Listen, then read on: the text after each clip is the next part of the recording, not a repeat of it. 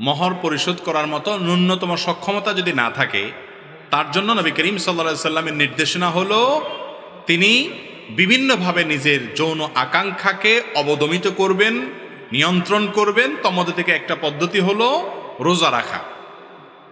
এর মাধ্যমে তিনি নিজেকে নিয়ন্ত্রণ করার চেষ্টা করবেন।